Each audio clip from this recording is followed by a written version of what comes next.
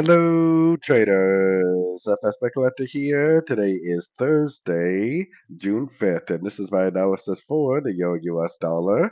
If you haven't done so yet, definitely do check out my free Discord channel. It's a link down here in the corner at the end of the video. And make sure to take a look at my website, fxpipcollector.com. Watch the video on my home screen to learn more. So anyways, the euro dollar is definitely still in an uptrend on the daily time frame. It's actually in an uptrend on all the higher time frames, in my opinion. So we definitely want to continue to be bullish.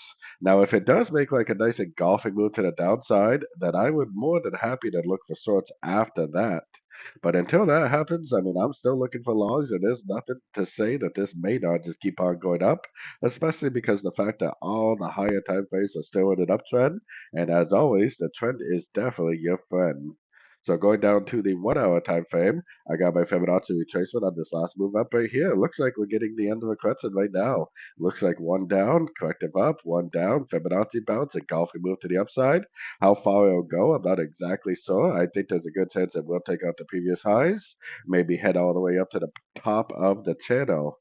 We have Euro interest rate news coming out today, which is normally not a big mover, even though you think it would be. So, like I said, until the daily time frame tells me otherwise, I am definitely doing nothing but looking for logs at the end of every pullback I see. So, anyways, don't forget to like and subscribe. And as always, thank you for watching and happy trading.